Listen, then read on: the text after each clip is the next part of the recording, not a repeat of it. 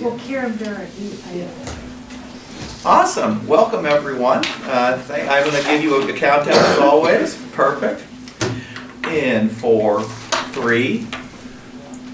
Welcome to the January meeting of the Commission on Aging. We're blessed to have our first selectman, John Zagrodzky, here to talk about the town, so we really appreciate him being here. Our secretary is not here, but we believe that they will be taking minutes via the wonderful TV79 crew, who's already here. Appreciate that. So, long story short, we have a different agenda than normal. We're going to discuss our December minutes, then turn it over to John Zagrodzky, and then we're going to go back to our regular agenda, Mather Center report, Human Services report, etc. Cool? Awesome. December minutes, questions, changes. Peter. Joe, I have some changes. I'm going to give them to you, and you can give them to the Perfect. Recording secretary. Let me just read it. It's a paragraph. Absolutely, go for it. Sure, as you should. Thank you. It's the paragraph dealing with the reports I gave. So it should read, Mr. Redder reported on a newly formed Connecticut Collaborative to End Loneliness. The effort is being supported by an initiative launched by Senator Chris Murphy. Mr. Redder noted that the program is not only geared to seniors, but also to youth, as loneliness is a major cause for mental health issues connected to depression and isolation. Also, Mr. Redder announced the Connecticut Department of Energy Services and Public Protection is establishing a registry, Bring Me Back Home support for those folks having memory loss or are subject to wandering. It is one of the first statewide efforts in the country and is partnering on an established San Francisco effort. Also, the Alzheimer's Association Connecticut chapter is a source of providing information and resources. And I believe Beth will also be talking about this further when she gives her report. Fantastic. You're welcome. Other changes to the December minutes? Hearing none, can I have a motion to approve them as modified by Peter? Thank you. Second. Appreciate that. All in favor? Awesome. So without further ado, I'm turning it over to John. Thanks so much for being here. We look forward to hearing what your plans are. Sure. Happy to be here, and good morning, everybody. It's really great. I applaud the work that you do, and I know a few people of any age that have Joe's energy. You watch him run meetings, and I don't know, I didn't need any coffee this morning. You just watch Joe for 2 minutes. It's kind of a caffeine replacement. So I gave this some thought last night, and I was asked to kind of reprise my comments that I made at the State of the Town address. So I will do that, and after due consideration, I'm going to limit this to just 5 hours. So time me on that. I won't. Okay. So I'm not going to go through everything that I went through, so I'll try to summarize it a bit. I'd also invite anybody who's got questions either at the end or just stop me. This could be more interesting if it's a dialogue, particularly if there's something either recently going on that you've got a question about, or if you just want to interject and try to clarify something that I've said here. But let me just go through some of the points that I made in my address in December. So I guess the first thing is to talk about strategy. And so coming out of the campaign, clarifying kind of what it meant in terms of our campaign message about the town strategy and kind of where we're going as a town. We really had as a campaign slogan this idea of protecting what we have while building for the future. And I think both of those as kind of 2 pillars are pretty important in terms of understanding where we want to go and what we need to do as a town. So this first notion of protecting what we have, I think is something that starts with just maintenance. It's kind of an obvious point, but when you look around town, there's a lot that goes on that maybe you don't see in terms of ensuring that the assets we have, ranging from the obvious stuff like schools to the things like bridges, and maybe less obvious stuff like just simply ensuring that walls are painted and things are looking sharp. It may not seem like much, but when you come across something and you see that it's well maintained, I don't know, it just sort of adds to kind of how you feel about the town. One example of something that I've inquired about that I'm going to focus on. So everybody knows the I-95 bridge that's right over by the sports shop, right? So if you're coming from the cemetery into town and you look up at that bridge, it's rusted and not painted, and it's not swept and maintained, there's graffiti, there's algae on the wall. So as an entrance right into Corbin Drive and that new whole development, when that all starts, that doesn't work for me, right? So I'd like to figure out a way to get that cleaned up, to get better lighting under there, because I see quite a few people go out for a walk go under there. I don't know, it's just an example of when you talk about sort of maintaining what we have, that's something that's pretty important, and I think the little things matter in a way just as much as the big things matter. And so I'm going to embark on a lot of efforts to clean up stuff like that, just so when you drive into town or you come up to any municipal facilities or even this building itself, you know what? Not overspending or anything like that, but it looks sharp. It looks like Darien, Connecticut. It doesn't look like some other place. And you should have that look and feel, or that sense of look and feel, every time you're in town. And I think we can do that and do that efficiently. Beyond maintenance, though, there's lots of investments and other assets that we have. So a big one on our agenda is flooding. Everybody's aware of, obviously, the problems that we've had. One of the things after those big storms in 2021 that we did was to try and say, okay, what's a smart way to invest money that might mitigate some of these problems? And what you find is that it's not an easy and obvious solution to correcting flooding or to making our town more flood resilient. For example, you may say, okay, well, this particular area in town is flooding, and I can see that, look here, there's a bottleneck right here in this ditch or this pipe or this drainage area. If we just cleared that bottleneck, that would be great. Actually, it's not, because if you clear that bottleneck, you could end up just sending the flooding 500 feet down from where the bottleneck is, in which case now this area doesn't flood, but that area floods. So one of the things we had to think about is, well, okay, so if we're going to make these investments, we need some criteria before we do. So if we fix this problem, we've got to fix it all the way down to Holly Pond, all the way down to Long Island Sound, because we can't just send the flooding to other neighbors. That's one criteria. Another criteria, okay, we're going to invest $2 million. It can't just benefit one business and two families. Right? It's got to benefit a fairly large number of people. And so we can't invest tons of money to sort of fix one family's problem, if you will.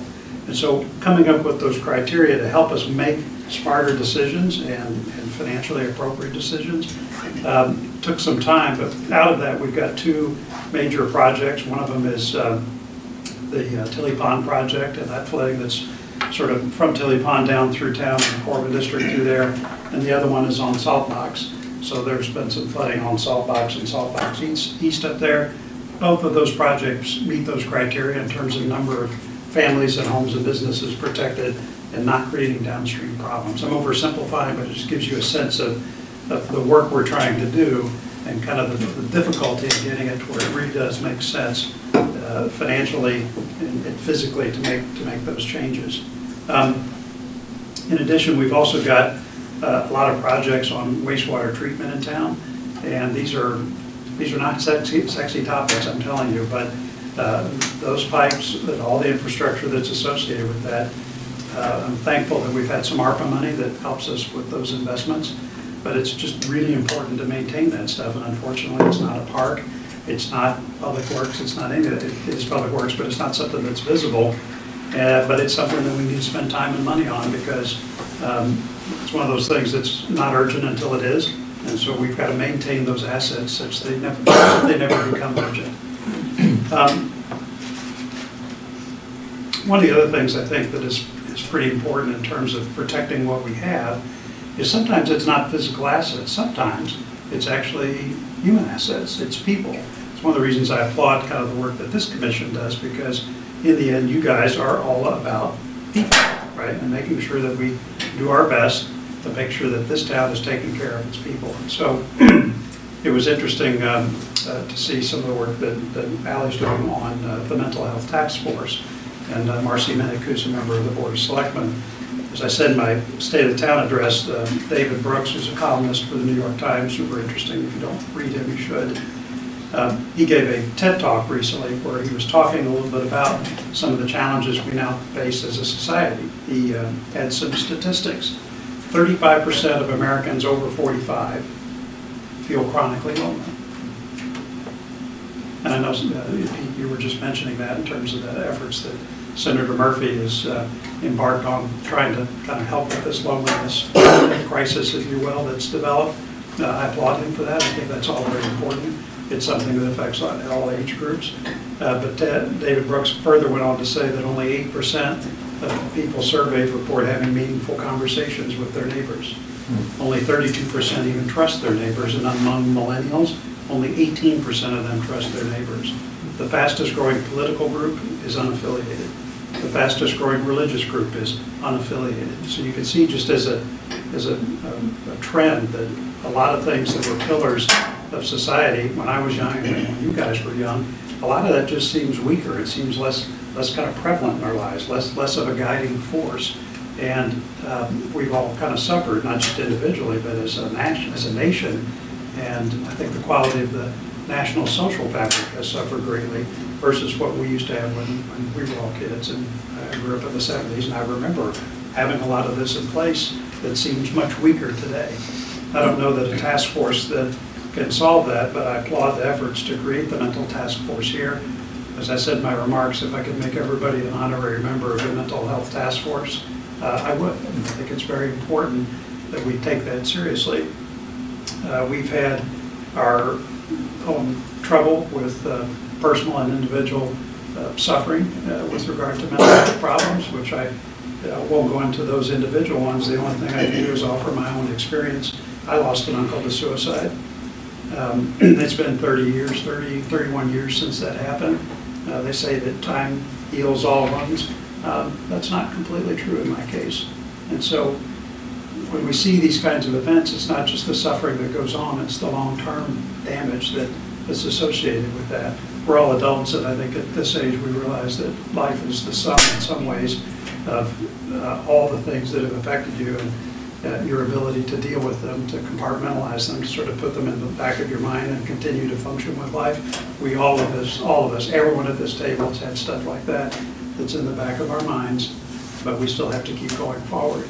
And fortunately, something like the Mental Health Task Force allows us to help people that maybe don't have that resilience, don't have the ability to compartmentalize and put those things aside. And so I'm very supportive of both direct and indirect ways to try to help foster mental health, to try to help rebuild some of the social fabric and connectivity that all of us remember from our youth.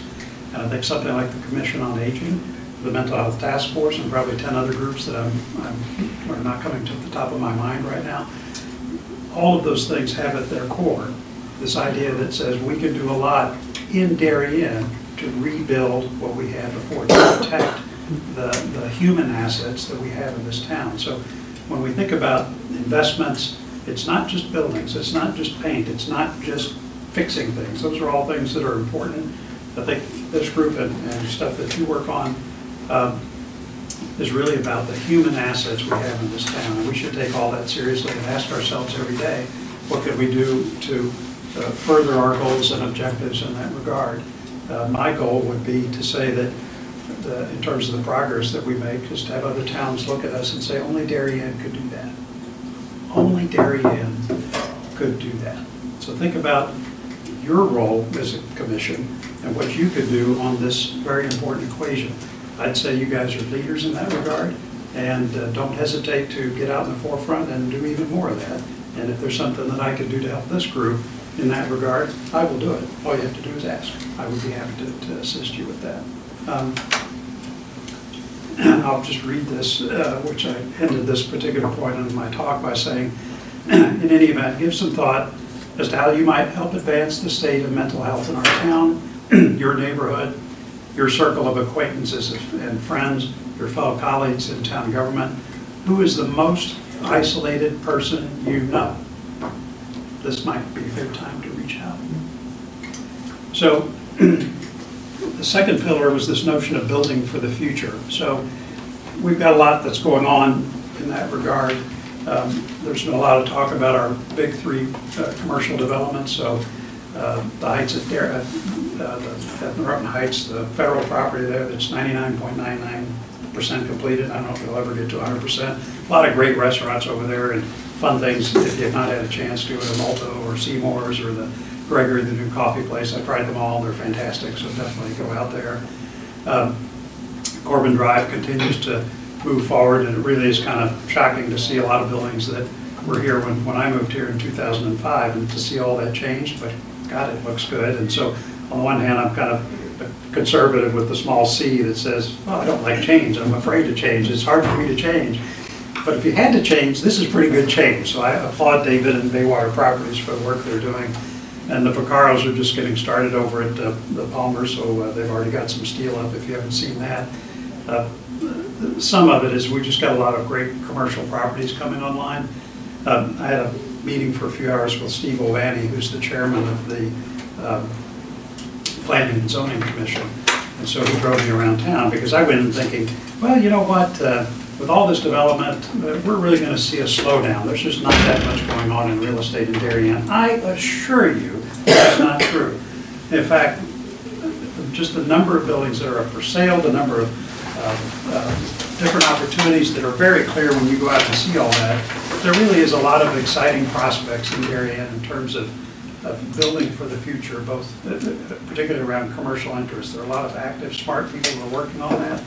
And the good news is I think they're all dedicated to making sure that whatever they develop fits this town. And I think if you look at the developments that we've had, they've done an excellent job at that. I don't feel that any of the things that have been built feel un-Darien, like I feel like they don't belong here.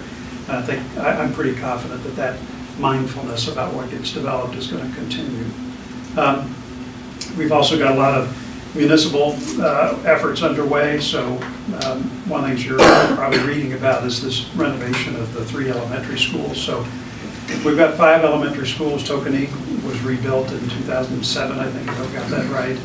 We just finished the Oxford School building. If you haven't driven by that, it's a marvel to behold. I got a tour of it when the building first opened, and it really is just stunning. They're going to go through a process of renovating the 3 remaining elementary schools, and so there was a Board of Finance meeting and vote on that last night. I won't go into all the details, but the whole objective of that is to try to say for the education specifications by the Board of Ed, which mainly are around getting our classroom experience to the 21st century and getting rid of those portable buildings. That's translated into a renovation of those schools that we think makes good financial sense. It's a lot cheaper than building new schools, but it's also money well spent in the sense that it helps preserve those assets for another 20, 25 years before we'd have to do something major. So I've spent a lot of time with the folks who are leading that effort. It's a building committee that was chartered by the Board of Selectmen, but also others involved in this decision. I'm very confident that that's going to be a good use of our funds. That said, we also are facing a lot of other things. The acquisition of Great Island. I don't know how much any of you had a chance to go out and visit that and get a sense of that. But it really is a spectacular piece of property. I think it was the largest undeveloped island or coastline property, maybe on the East Coast, certainly up in New England. And for us to have acquired that was not an easy decision, but in the end allows us to create something that I think adds significantly to the possibilities and potential for the town of Darien. My objective would be that over the years we end up with something that, again, like I said before, only Darien could do that. And I don't see any reason why we shouldn't have that as the finest municipal waterfront property in the United States. I mean, it has that potential in terms of its location, natural beauty, all of that. So I'm very excited about that. We've got a very focused committee, and we're about to engage some consultants to help us with a visioning process to get there. So I think we'll end up with something that is going to be terrific. One thing I have said publicly, though, is I think wherever we go with that, there needs to be a commercial component. Folks have worried about the $85 million price tag, and we did borrow a lot of money to buy that island. The idea that in the final analysis we'd end up with a developed asset that has no revenue generating capability, I think is bad. That's not the way we should go. There should be some way that there's a commercial interest that generates significant lease income to help us service the debt associated with that. Significant lease income, okay. So how do you envision, what's significant lease income mean to you? I think I would answer by not putting a dollar figure on it just yet, but I would answer it in the sense of something that is a significant commercial interest. So what could that be? That could be a high-end restaurant. Somebody told me a statistic the other day. Did you know that in the state of Connecticut there's not one Michelin-starred restaurant? Not one. Right? Even with Greenwich and all the wealth that's in the state, there are no Michelin-starred restaurants here. And so, okay, could Darien actually have something like that in a venue like that? People have talked a lot about using the old mansion there for things like weddings and use it as a place that you could rent out. Maybe that mansion is in bad shape and would be hard to effectively purpose for that use, even if it were fully renovated. But if they made some changes there and brought in a full-time restaurant and a facility that could be used for something like that, could generate fairly substantial income. It just has to be done consistent with the character of the island and other objectives like nature preservation and making sure that it's a municipal facility that everyone can enjoy. I think those three pillars, nature preservation, some smart commercial interest that benefits us financially, and then effective municipal development so that it's an island that has facilities that people can enjoy. I think we can come up with something that works well for that sort of three-legged strategy. Like Waveney. Just, what's the debt service on that approximately? Yeah, well, it's an $85 million, let's see, what is the debt? I'd have to go back and look at that. We borrowed, it's at $85 million that we paid for that. We appropriated about $103 million, and through negotiation, we got the price down substantially below that. The total debt service is going to evolve over time. We're going to need to spend some money on a road development from Rings Inns Bridge up to the traffic circle, which is the entrance there. And there's going to be other investments that we'll need to make, so we don't have a final figure in terms of long-term debt service associated with that. It's not as much as you think it would be to service a debt like that. I don't have the figure right in front of me. I'm thinking like $4 or $5 million a year, or I'm just guessing. It's not anywhere near that much money, I don't think, but I don't have the figure in front of me. Sure, all right, just curious. Pete, yes. Yep, they said like Waveney, for example. Yeah, Waveney's different. There's no waterfront up there. It's also a lot bigger. So the Great Island is 63, 64 acres. Waveney's about 300 acres. And so they've got a lot more land to work with. But certainly in that spirit, something like that. Longshore has a restaurant there. There you go, absolutely. I don't know what Todd Point has there that is like that, but I need to go spend some time down at their property. So in any case, I'm excited about the development prospects for that. When you add all this up, though, whether it's Oxridge, which was in the $60 million zip code, we've got $85 million for Great Island, $100 million for the Langley Homeschool renovation project. You kind of add all that up, once all that kind of gets on the books, we'll have a debt load of about $250 million, so $250 million. That is by far an historic high for the town. So one of the things I asked for in my address was that, and the Board of Finance is working on this, but I asked the chairman and the rest of the board is I'd like to have a public discussion and presentation around all that debt and just say, let's be clear about sort of what this means, what the debt service looks like, and it's kind of to your point, it's a little less about sort of the individual components and much more the stacked kind of bar that says, here's what we have historically, here's how it's going to trend and how it goes back down. The good news is these are financed over long periods of time. And so while the debt service impact is certainly not zero, I think in looking across all these different projects, we're going to have to pay more for a while. On balance, though, for what we're getting, a Great Island that has these development prospects, renovated schools that we didn't have to go out and build new for, Oxridge, which we really did have to build new, and if any of you went on tours of that building when it was still there, like you very quickly, even as a novice, come to the conclusion that this building cannot be renovated. But I think we've come to smart decisions on all of that.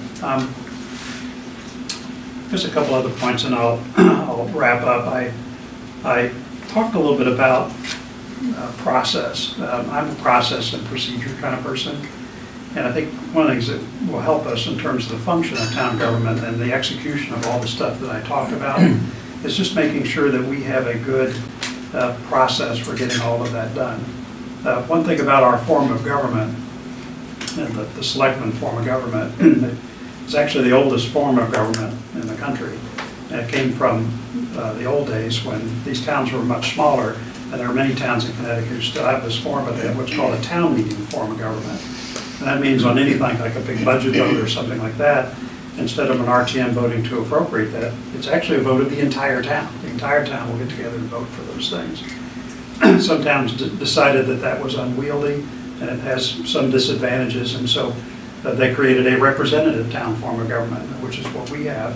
Of the 169 towns in Connecticut, there are only 6 towns in Connecticut that have an RTM like we do. And one of the features of this government is that power is dispersed and distributed among many, many different boards, commissions, and individuals. So it's true that the first selectman has a lot of authority in town, and I'm the town's chief executive officer. But in the end, there's not a whole lot of stuff I can do by myself. I have to do it with other people.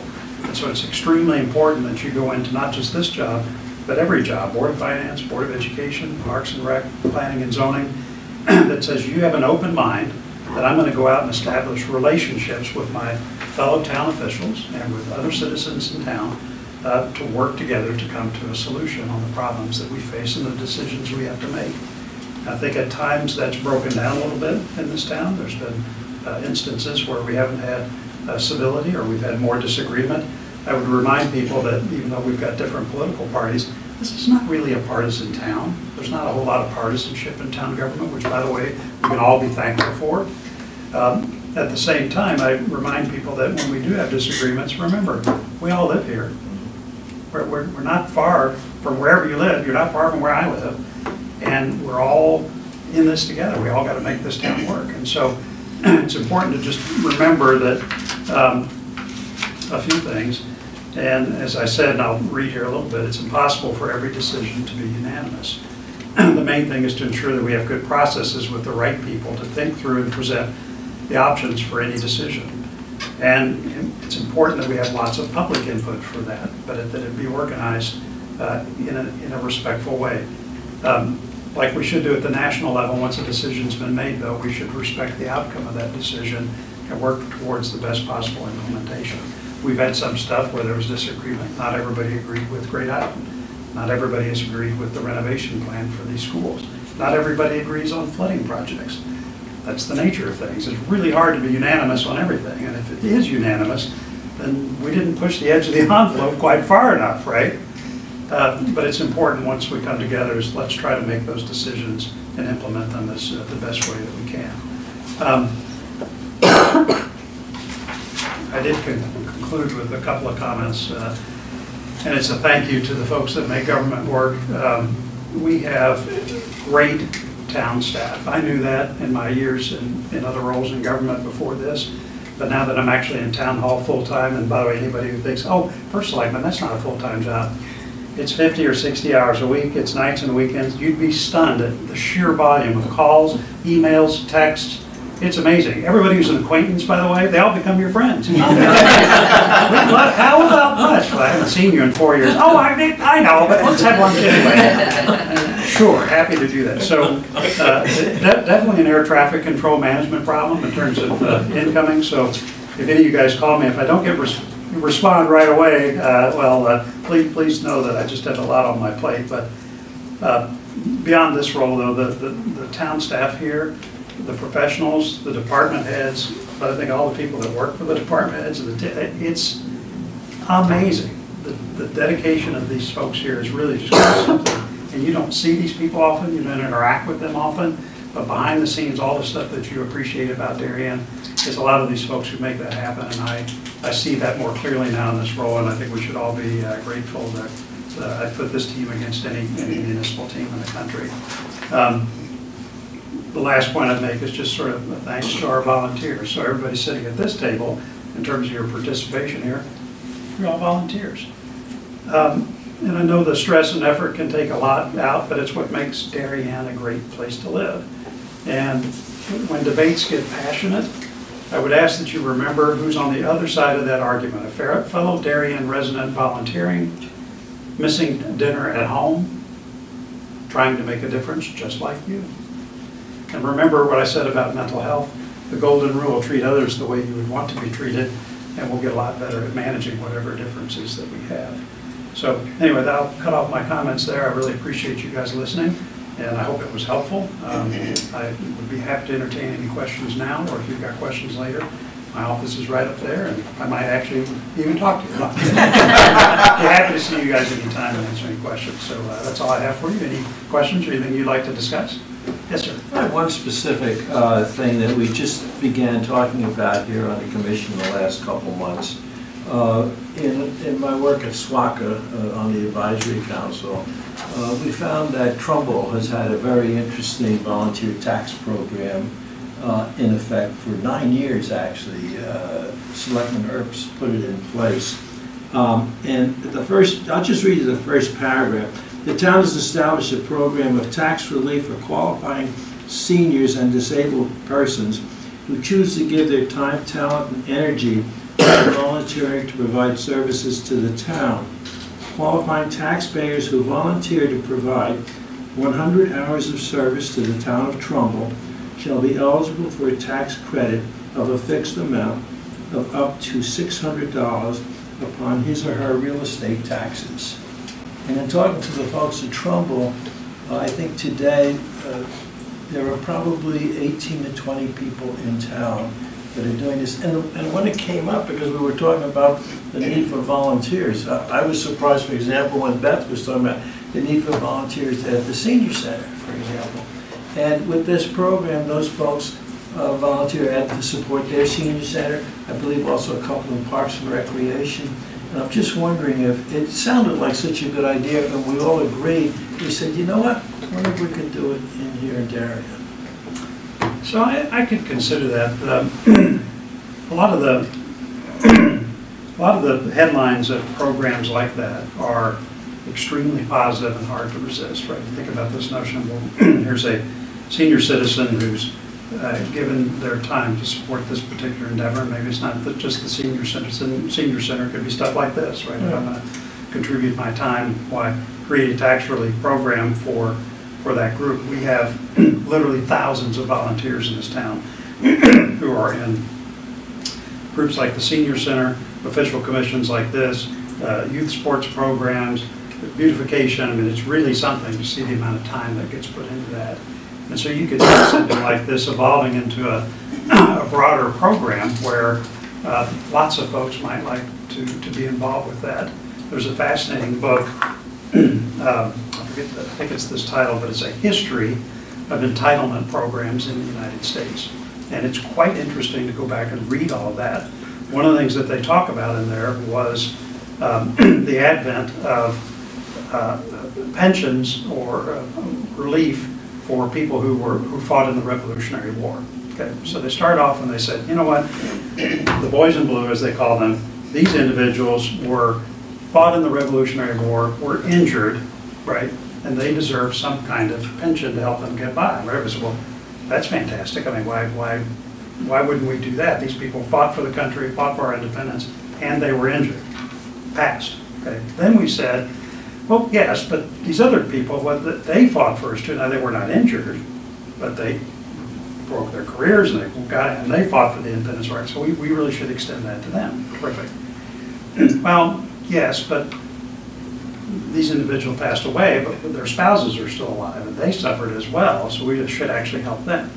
Well, what about the children? Well, yes, we should help them. So that by the late 19th century, something like 40% of the federal government's budget at that time, sort of post-Civil War, was consumed by these pensions. And actually, up until very recently, I think the last one's finally gone, there was a descendant of a Civil War veteran who was very old, was still receiving about $7 a month as a Civil War pension, right?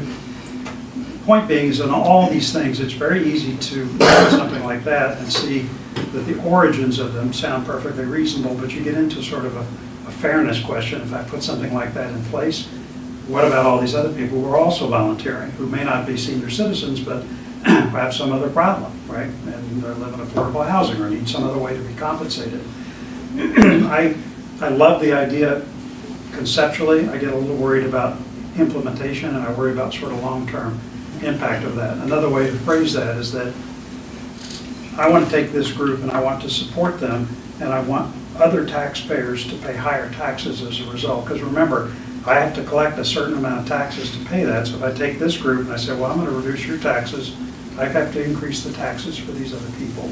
Okay? They have to pay more. And the question is, it's a little bit different when you put that to them and say, okay, it's less that, are these people willing to get paid for their volunteer service? Well, they're absolutely willing to do that. Are these other people willing to pay higher taxes as a result? Not to belabor the point, but one of the real problems you have in any democratic system is what I would call this problem of concentrated benefits and dispersed costs, right? So anybody that's getting a major benefit, they are going to show up at the hearing and they are going to be fully prepared with binders and slides and ready to go, okay? Because they're getting an expensive concentrated benefit. Problem is that if I take this one thing and I spread the cost out over everybody, 3 cents, 2 cents, 9 cents, an annual tax bill could be that small. No one is coming to the hearing, right, bearing an increased cost like that. They're smart, they're at home, right? They're not paying attention to this. They only start to pay attention when you do this thousands of times. And now it's not just 9 cents on my tax bill, it's $900. $900, where did this come from? This is outrageous. Well, in order to attack that $900, I got to go find 1,000 different things, each one of which had a great justification, it made perfect sense. But when you add them all up, that's when you get the impact, and by then it's too late. And so one of the things I think you have to do in government is listen very carefully to those good ideas, but to keep those things in that broader context. I think we have a very good tax situation here in Darien because in many ways we've avoided these kinds of pitfalls of layering in costs into our municipal government. And so anytime I come across something like this, I have 2 minds. One is this sounds like a great idea. On the other hand, I've got to think about this broader context. But I have heard this idea, and I know it will come up to the Board of Selectmen at some point to think about it. I apologize for the long-winded answer, but anyway. Other questions? Other questions? Hearing none. John, thank you so much Thank you, for coming. friends. We I'm really happy to appreciate do it. this. Thank you so much. Happy to come in the future. Just let me know. You know where I live. Absolutely appreciate it. Have the rest of the day.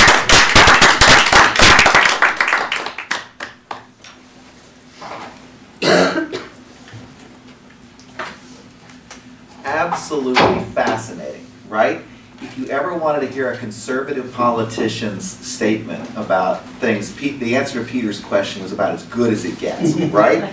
Seriously, right? Whether you're progressive or conservative, that was exactly where, you know, conservative Republicans would state about how they evaluate programs, right, versus how you spread the costs. So it was awesome. I loved hearing it, and it was done so well in terms of, you know, perfection as far as that particular procedure.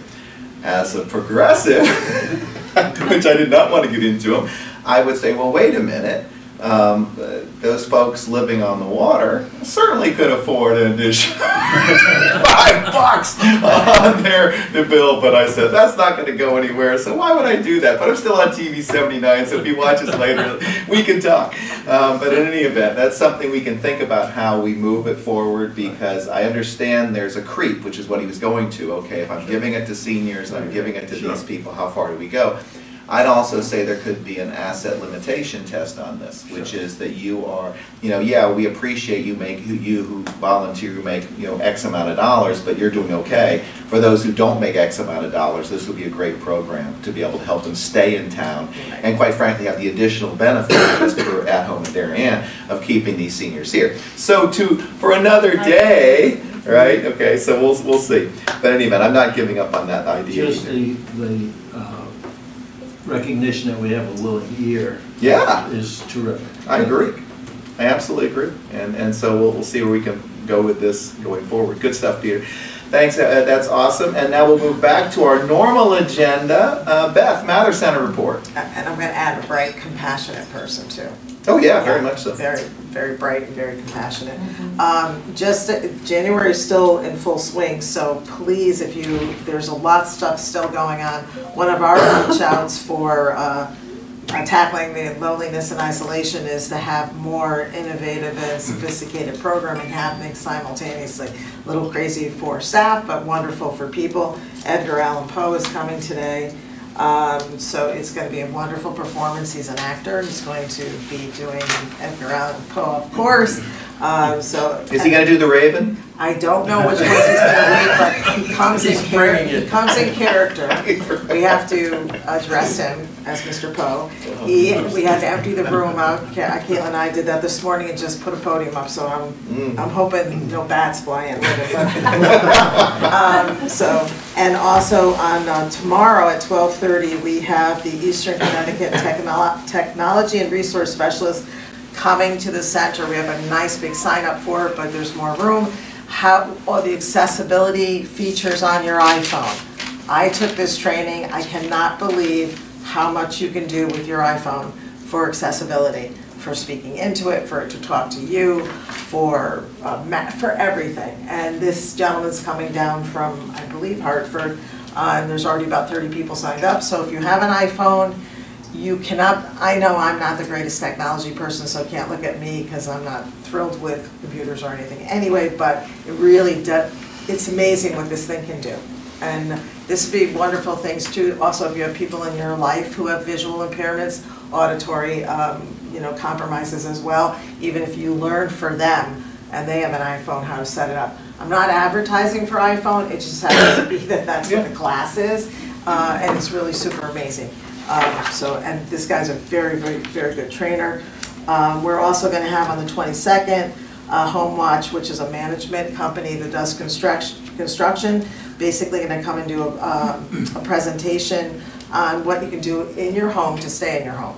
Simple things, not putting additions on, but making your home safe and simple adjustments that you can make that also won't reduce the value of your home, but keep you safe in the meantime. These are only some things I'm telling you. We're having for the first time a vet come in to talk about the benefits of having your pets when you're older. A lot of folks even adopting older pets and that kind of thing. I understand he's quite a character too, so he might be just enjoyable to listen to. We're also having Dr. Laura Espinoza, who's an audiologist, come in, and she's going to do a presentation on how to keep your hearing healthy.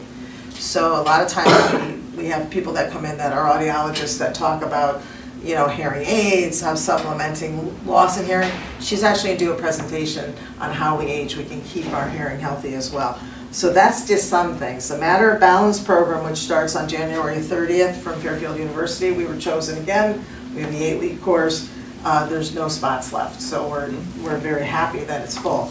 The February issue of Highlights and Happenings comes out, would have been, if we were open yesterday, it would have been yesterday. It's packed full of really interesting programming as well. So I really encourage people to go, if they don't come into the center, to go on the website and download, because there may be something that you didn't think that you wanted to do before that's available now that we didn't do previously. There's a lot of new programming.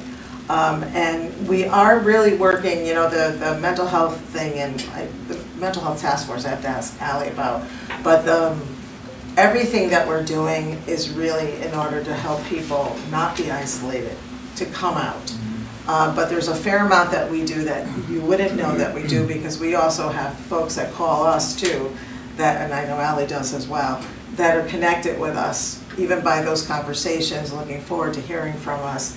And that's something that we were looking at even with, now that we have the activity assistant who's part-time, being able to have maybe Scott himself manage some telephone call volunteers, so that we have that ability to make sure that we're checking in with folks, and then if referrals do need to be made, that they get me to Allie. Because that's always my little apprehension. If somebody's isolated and homebound, we need to know that we have that professional support, and we make sure that we make the appropriate referral if somebody has more need than just talking to us. But I will tell you, there's a fair amount of people that are coming back into the center who don't have large families or large friend pools, that are starting to connect with each other again and stay in the center again for the whole length of the day. That's before COVID, that was pretty normal. It's now starting to come back again. And that's really a wonderful thing, to always have at least a cadre of people that feel that they have each other's backs, and that they can stay in the center informally. And I see it now even in the little lobby up near our library. People are sitting in there having chats and things too, till the end of the day, which is really important. So I was happy to hear that strong emphasis to get rid of the isolation that still does exist. And so we're also doing our part by expanding programming. So come to the center. And like I said, the February newsletter is already out. So hopefully Mother Nature will comply with the rest of the winter. She'll see about And that. just to speak to what Peter spoke to, we are going to put that link in our constant contact because there was a program years ago that the Alzheimer's Association did. I'm still a caregiver support group leader for the Alzheimer's Association. We have support group once a month. We have about 22 active spouses right now. It just seems to spouses, I think there's 3 daughters and 22 wives that are caregiving somebody that has a cognitive issue and come through the support group, 10, 12 people a month. So we're really keeping them connected again with the Alzheimer's Association, but the Safe Return program, which they implemented many moons ago, is really by the wayside now. So this initiative is really important. For us to do it statewide is so important because the statistic is if somebody's gone for an hour, they could have walked 10 miles. Oh, yeah. They could be in another town, another city. In my previous life as Community At-Risk Elderly Services in Stratford, I had somebody take off on me and walk 25 miles through 2 towns before they were able to be found, and that was through a state trooper. So Was that a silver alert or how? that was a silver alert at the time, yeah. So, so this can only help us more as we know that there are more people functionally living at home, more people diagnosed as the diagnosis gets more sophisticated and especially early stage, and more people really committed to keeping people in the community. So, you know, we want to be on board for that. So we're going to make sure that it's in our newsletters, but it goes out in our constant contact so they have the link. Very good information on that link, by the way. Thank you, Peter. I have to thank him because he sent it to me. I didn't find that. And the support group tomorrow will get all that information as well, all of those folks. So, yep. Thanks, Beth. Any questions for Beth? Hearing none. Allie, Human Services. Okay, I don't have too much to share, but just another reminder that we do have a mental health first aid training coming up on February 7th and 8th. And it's from 8:30 to 1 o'clock at Post 53. It's free, it's funded by ARPA funds. And as John said, what this training does is it really just helps lay people understand mental illness and how to interact with someone who might be in a crisis and how you can help them and support them. So it's really beneficial. Everyone who's taken the course has found it tremendously helpful. And it's interactive. It's not like a lecture. So it goes by fast, I think. But so there's still room. So please, you can email me directly, aramstead@darien-ct.gov. And again, we'll offer more. We'll offer more. But I hope that the more people in the group, the better. If we look at 30 people, we have 13 right now.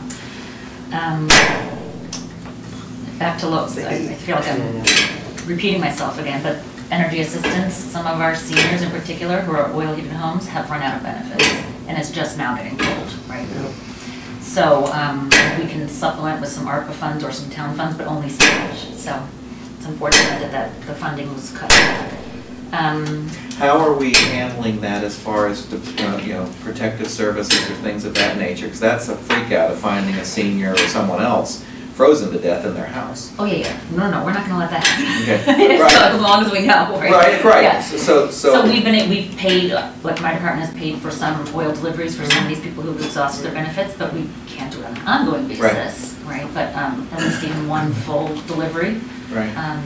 And if it becomes an issue, an ongoing issue, then of course we would refer to protective services. Okay, fair enough. Yeah. That's just an absolute nightmare when you think about these Yes. kinds of situations, especially on a day like today. And by the way, shout out to the Department of Public Works for getting the roads as good as they were getting in today. If you're watching this on TV 79, this is Wednesday the 17th, in the middle of what I consider an ice storm as being somebody from Tallahassee, Florida. So it is not a place where I want to be, but here we are. Keep going inside. So in terms of the weather again, remember, we haven't had to call anyone on our emergency list yet, because knock on wood, this is real wood, I think. We haven't had any bad, I shouldn't even say it out loud, right? But the seniors who are on that list, we have just under 100 people, find it very reassuring. So you can even call if you want your neighbor to get on the list, whoever. So keep that in mind. So we personally call people, we divide it between 4 of us working each day and call them because you might know and you do your best. Some people really like to talk, which is great, but we have to move it on. But anyway, so just you can call our office 656-7328 and add some names to that list. Thank you, Alan. Questions for Ally? Moving on to old business. Chris, what's going on at At-Home in Darien? Sure. Well, you know, this past year, many of my updates were focused on the metrics, and our biggest service being transportation. We had a great year in terms of growth. We wound up increasing year-over-year rides by 55%. We did 4,100 one-way rides versus 2,600 in 2022. That's going to continue, and that's critical in what we do every day. One of the notable increases we had was with our volunteer visitors, and I think that's very telling. We increased our number of hours that our volunteers visited with seniors by 153%. And as I sit and I listen, and Beth talks about loneliness and isolation, and John does the same, I think that's the critical area that while we continue with our services and transportation, and we'll nail that again, that's a big focus in 2024. John mentioned, and he asked, who's the most isolated person you know? And I spoke to probably 15 of them yesterday. Our riders derive great benefit from our ability to take them from their home to the Tully Center or wherever. But beyond that interaction with our driver, many of them don't have that type of connection with people on a daily basis. So one of my real goals this year, organizational goals, and we've got a board meeting today, and we'll delve deeper into that, will be to find ways to engage seniors, not only with themselves, but with the broader community.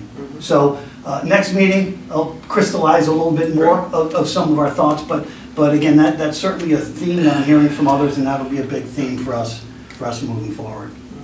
Awesome. I mean, I think that there are various ways you could work off of that as far as church ministries. There's Stephen Ministries, Care Circles, various things, and I wonder if something of that nature, where people who are really good at this kind of thing, right, could form some form of circle of people who could do stuff like that. So, you know, give you an example.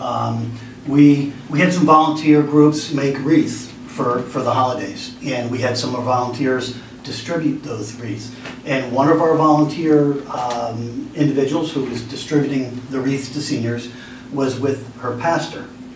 And they both had such a great experience that they reached back to me and said, we want to get involved in your organization. Nice. So I'm going to have lunch with them and talk about, so you're right, you know, and multiply that by 10, 15, 20 with the different types of organization. Yeah. The Darien Men's Association, right, who we've spoken Absolutely. With. Who are these groups that can be that conduit for us to get these seniors, you know, connecting with each other? So that's going to be a big focus. Absolutely. Good stuff.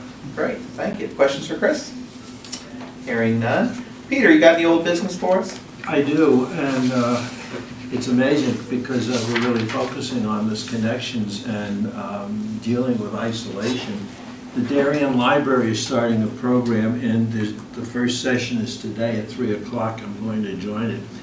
They put together a program of once a month where they will be doing groups in the library connected to a professional seminar of a company called Udemy. And the topic today is the psychology of happiness. The following health masterclass, how to design a room in 10 easy steps, personal finances, for one each month. So again, this is an experiment that they're doing, which is just terrific, focused on olders and how to break down this isolation. So again, so work in progress.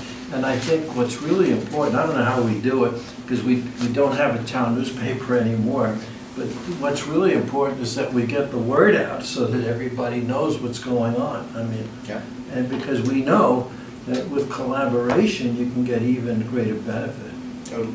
A couple of other real things. The tax aid, IRS tax aid services starts at the Darien Library. Isn't this exciting? Your taxes Monday. January 22nd from 1 to 7. Visit the library site for more information. They're also going to do it on Fridays and Saturdays. Also, because it's so close to our town, AARP is going to reinitiate the tax aid services at the Weed Library on Hope Street on Saturdays from 10 to 2. So that's going forward. The legislative session starts, it's a short one, starts February the 2nd and runs to May the 8th. And again, just listening this morning, we ought to have every one of our representatives at the state level, reps and senators, where, and I know they are, but put the heat on about the fuel assistance. We've got to do something, and we can't do it. I mean, the town can do it, but they have to do it. The legislators have to do it, right? The people and the people that vote for them. So again, it's important. Make your voice heard on something like this. It's really important. The other thing, and again, it's we're going to have some meetings on this. I may have mentioned this last month. The Connecticut Library for Accessible Books. The Darien Library is a part of this, and they have tremendous equipment for people that are challenged auditory, visually, handicapped, and that material, that equipment is not getting used, and they really want to do more of a program, which I think is just terrific. I think Brittany Netherton at the library heads up that effort. So again, at home in Darien certainly should be a big part of this. The Mather Center should be a big part of this. And so I think we need to do more of this, because the library is a leader in so many things, and they have the material, and it's not being used, these tools. Could they be dispersed? In other words, I'm just thinking, like bringing some to the Mather Center and I seeing don't what know, Joe. happens. Yeah, it's a great question. Yeah. So. Yeah, fair enough. And SWACA, again, there will be another statewide aging summit in September. The program is just starting to unfold. That's it, Joe. Thank you. Any questions for Peter? Hearing none, I do recommend, let's call it Oprah's book service, Joe's book service, The Bastard Brigade, outstanding Darien Library book, okay, on World War II and the effort to stop the Nazis from getting the atomic bomb. Absolutely fascinating. So I would say for any senior out there to get to the library and just walk through the stacks and find and meet with people and stuff like that. Just getting to the library alone, obviously like the Mather Center, taking a ride at Home in Darien, things of that nature. I mean, it's a matter of getting out. Now, obviously on an icy day like this, I wouldn't recommend it, but on other days, I mean, it just how we continue to use resources like the Darien Library and other places to get people to be able to interact. Because I don't know about you, but Zoom doesn't really do it for me. It's got to be in person. I want to meet with people. I want to talk with them. You know, between what the Mather Center does, what the library does, what At Home in Darien does, I mean, we do have, to John's point, a tremendous opportunity to alleviate some of the loneliness we face, for sure. Awesome. Any other old business? Any new business? Yes, sir. Hi, Joe. I'd like to talk about relief on taxes. Okay. A lot of people are concerned about that. The income has just gone up from 49. Last year was 49,300 for a single person. Now it's 52,800, and they're concerned about how little it's going up every year. So maybe we could get the tax assessor in here to talk about Good call. that. Good call. Let me place a phone call and see if I can get the tax assessor in for our February or March meetings. Great idea. Okay. And people would like to know what kind of programs can be set up for those types of reliefs. And that's about it on that. Well, I definitely think part of this education as well, because there's a tax deferral program in Darien, and the problem we've seen in the past is that folks really don't want a lien on their house, right? Because you can literally, for people of certain means, okay, they can defer their taxes until they sell the house or until they pass away, and effectively get an amazing interest rate on that, okay? But because it does effectively require people to put a lien on their house, right? The town says, we do want our taxes someday. It has been an extraordinarily hard sell. That people say, I paid off my mortgage back in the 1970s, I don't want to put on a lien on my house, right? So somehow we have to get this word out. This is a very good thing. It allows you to afford your oil. It allows you to afford better food. It allows you to do this, and stay in your home. But yes, someday when you sell your home or you pass away, that's when the taxes will be due. And that's just been a huge problem for getting a lot of participation in this program, because it's already there. It's just we need to figure out a way of getting over that lien issue. To say, yeah, I know it's a lien, but it's so worth it. See, I think a lot of these people don't realize what you're saying. Right. Is there any way that you could come to the senior center? I'd be glad to come to the senior center to talk about that. So I'll work with Beth, and so folks who, and I will brush up the latest statistics and everything else. So let's do this in the spring, though. Yeah. Okay. In other words, let's give Beth some time and me to put this together. But also, I also want to hear what the tax assessor has to say. If I can get the tax assessor into a meeting, and then that may inform that presentation at the senior center on what people can do. Because we really do need to continue to support our seniors and have them take advantage of these programs, and quite frankly, get over this lien issue. That's the one what we have to, it's like a block on us for a long time. Okay. Cool. Thank you. Thank you. Appreciate it, Tom. Any other new business? Hearing none, can I have a motion to adjourn the January meeting? Thank you, Mary. Thank you. Second. All in favor? Aye. Great meeting, guys. Thank you.